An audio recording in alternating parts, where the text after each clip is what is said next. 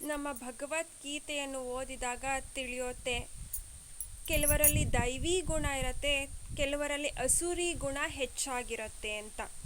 ಯಾವುದೆಲ್ಲ ದೈವಿ ಗುಣಗಳು?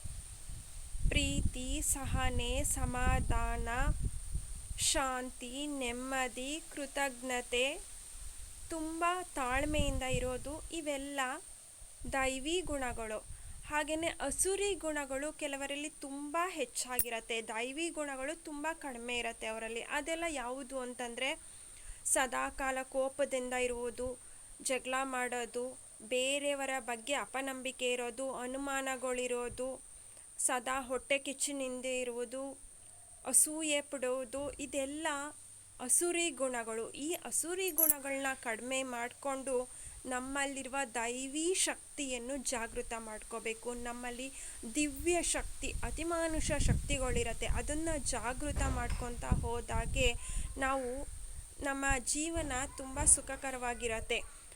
ಭಗವಂತನಿಗೋಸ್ಕರ ನಾವು ಅಂತ ಚೇಂಜ್ ಆಗಬೇಕು, ನಮಗೋಸ್ಕರ ಭಗವಂತ ಅಲ್ಲ, ಭಗವಂತನಿಗೋಸ್ಕರ ನಾವು ಅಂತ ಯಾವತ್ತು ತೀರ್ಮಾನ ಮಾಡ್ತೀವೋ, ಯಾವತ್ತು ಶರಣಾಗತಿ ಆಗ್ತೀವೋ, ಆಗ ಭಗವಂತ ನಮ್ಮ ಮೇಲೆ ಆಶೀರ್ವಾದ ಮಾಡ್ತಾ ನಮ್ಮನ್ನು ಅವನು ಯಾವುದು ಕೆಲಸಗಳನ್ನ ಮಾಡಬೇಕು, ಈ ವಿಶ್ವದಲ್ಲಿ ಏಳಿಗೆ ಆಗಬೇಕು, ದೇಶದ ಉದ್ಧಾರ ಆಗಬೇಕು, ವಿಶ್ವದ ಏಳಿಗೆಗೆ ನಾವು ಶ್ರಮಿಸಬೇಕು ಅಂದ್ಕೊತೀವೋ ಆ ಎಲ್ಲ ಕಾರ್ಯಗಳಲ್ಲೂ ನಮ್ಮನ್ನು ಬಳಸ್ಕೊತಾ ಹೋಗ್ತಾನೆ.